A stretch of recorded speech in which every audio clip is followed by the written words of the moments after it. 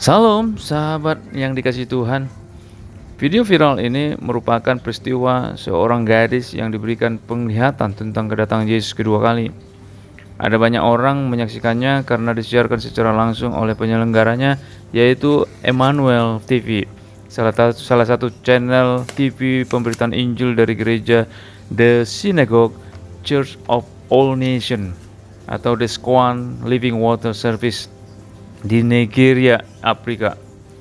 Pendetanya yaitu TB Joshua baru saja meninggal pada hari Sabtu kemarin tanggal 5 Juni 2021. Melihat video ini, mungkin sebagian orang memiliki beragam tanggapan. Ada yang mengamini, ada yang mengatakan dia kesurupan, dan ada tanggapan yang biasa-biasa saja dan lain sebagainya. Sebagai umat Tuhan, kita diberikan tugas bukanlah untuk menghakimi, karena kita sendiri tidak mengetahui duduk persoalan yang mendasar dan tidak serba tahu mengenai hal yang tidak kelihatan. Kita diberikan tugas seperti yang terdapat di firman Tuhan di dalam 1 Yohanes 4 ayat 1 yang berbunyi demikian. Saudara-saudaraku yang kekasih, janganlah percaya akan setiap roh, tetapi ujilah roh-roh itu apakah mereka berasal dari Allah. Sebab banyak nabi-nabi palsu yang telah muncul dan pergi ke seluruh dunia. Nah, untuk lebih jelasnya bagaimana menguji sebuah peristiwa penglihatan, dapat kita lihat dulu cuplikan video berikut ini. Namun sebelumnya jangan lupa untuk like, komen, share, dan subscribe ya, agar semakin banyak orang diberkati. Terima kasih.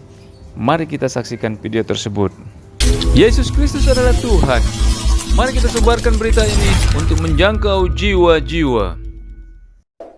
Jangan lupa di subscribe dan share ya, agar nama Yesus makin dikenal. Terima kasih. What are you seeing? There's a man there. His tall, he's white. He's wearing a white garment. Said, "Repent soon. He's coming.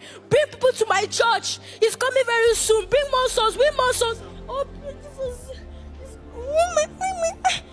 So you mean you're right now? The light, the brightness is so much.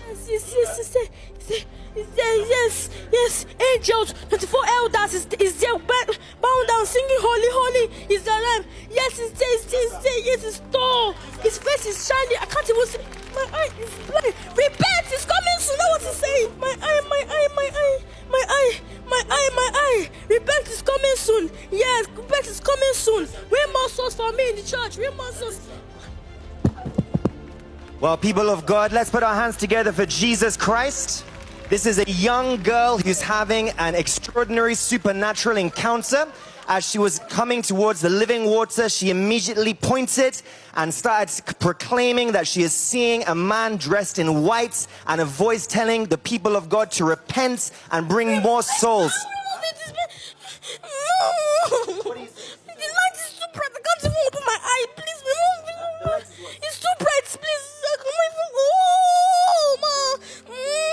Say repent. It's coming soon. Repent. Look at his big. Look at my eye.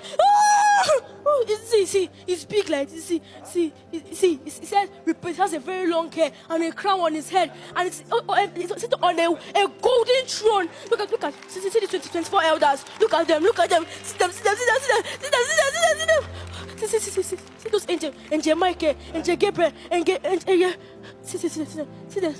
Uriel, look at them. See the angels. He was saying, repent, it's coming very soon. Bring more souls. See.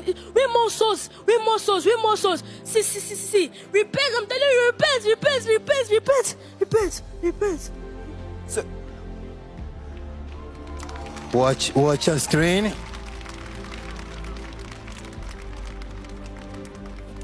What's happening to you? What's happening to you? How did you get here? Fine. How are you? Fine. What happened? But I saw a man here, and You say what? You saw a man here. you saw a man. Yes. Tell us how the man looked like. The man was wearing white garments, and his hair was very long. And I was wearing a golden crown, sitting on a golden chair. It's like throne. And I saw 24. Sahabat yang dikasih Tuhan, Seperti yang saya sampaikan sebelumnya, bahwa tugas kita sebagai orang percaya bukanlah untuk menghakimi sebuah peristiwa seperti yang terjadi di video tersebut. Don't judge a book by its cover. Inti dari penglihatan anak tersebut adalah yang pertama, dia melihat seorang lelaki berpakaian putih yang diyakini sebagai Yesus yang mengajak orang agar bertobat karena dia akan segera datang. Laki-laki berpakaian putih memintanya untuk membawa jiwa-jiwa. Nah, di sini tugas kita adalah mengujinya. Untuk melakukan pengujian, ada 4 hal yang perlu diperhatikan, yaitu pertama, minta tuntunan dan hikmat dari Roh Kudus agar kita tidak disesatkan oleh penglihatan orang lain.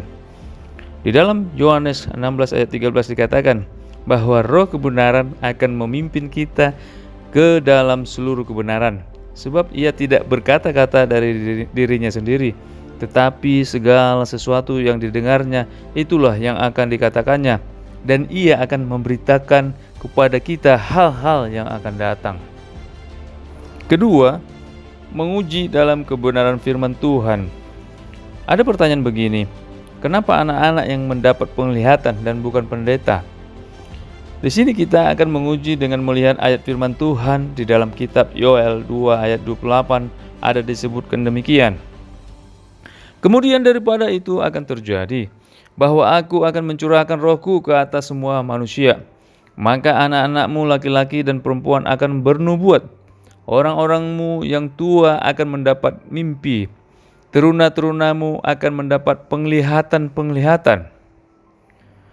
Nah, dari ayat firman Tuhan ini dapat kita lihat bahwa Nabi Yoel sudah menubuatkan bahwa di akhir zaman akan banyak orang dipenuhi roh Tuhan.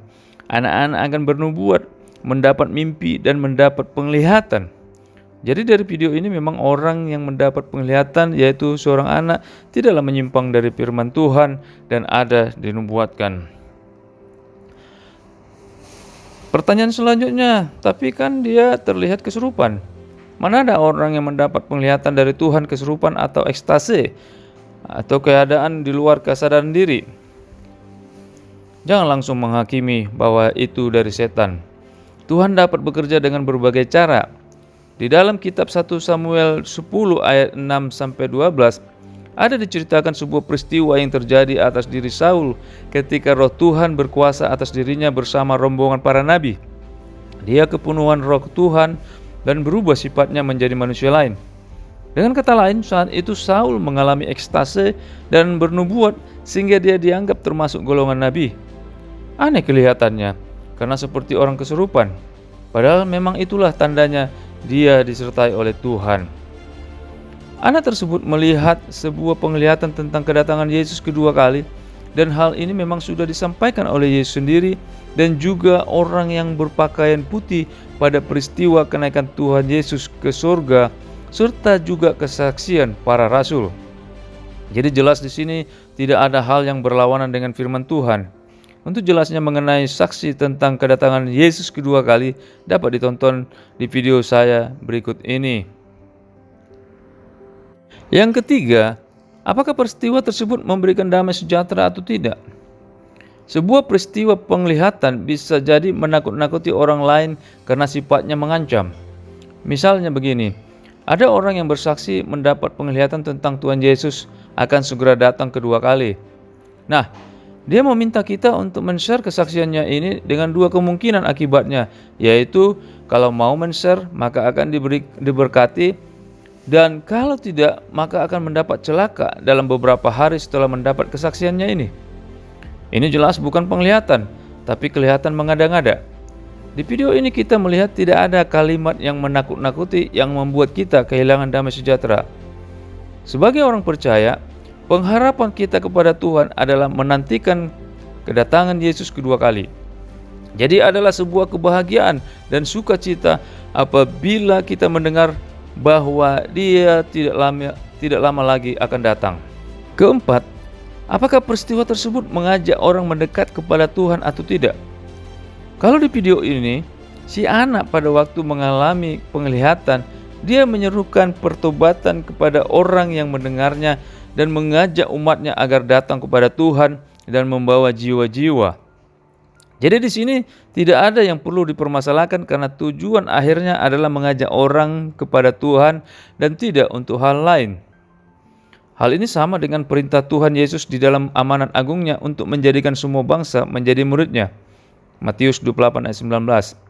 Kalau seandainya dia berkata di dalam penglihatannya mengajak orang lain untuk menjual semua miliknya dan diserahkan ke gereja karena Tuhan Yesus akan segera datang pada tanggal dan bulan serta tahun yang ditetapkan, maka hal ini perlu dipertanyakan kebenarannya karena di Alkitab telah dijelaskan bahwa mengenai kedatangannya tidak ada seorang pun yang tahu.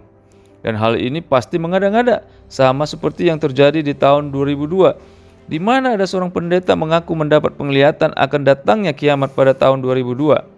Dia mengajak jemaatnya untuk menjual semua harta mereka dan bersiap menanti kedatangan Yesus kedua kali. Ternyata ini adalah kekonyolan dan akhirnya diamankan polisi karena dianggap sesat. Sahabat yang dikasihi Tuhan, itulah 4 hal yang bisa kita lakukan untuk menguji setiap penglihatan atau nubuatan seseorang. Sebagai orang percaya, kita harus meresponi setiap nubuatan atau penglihatan orang lain mengenai kedatangan Yesus kedua kali. Firman Tuhan dengan jelas mengatakan hal ini kepada kita di dalam 1 Tesalonika 5 ayat 20-21 yang mengatakan demikian. Dan janganlah anggap rendah nubuat-nubuat. Ujilah segala sesuatu dan peganglah yang baik. Jadi setelah kita menonton video tentang penglihatan anak tersebut, kita meresponi dengan memegang yang baik, dengan melihat pesan yang disampaikan kepada kita agar bertobat dari jalan yang salah, bertobat dari dosa yang sudah dilakukan, dan datang kepada Tuhan Yesus untuk minta ampun. Bagi kita yang sudah hidup baru, agar setia melakukan firman Tuhan dengan melayani Tuhan dan memenangkan banyak jiwa bagi kemuliaan-Nya.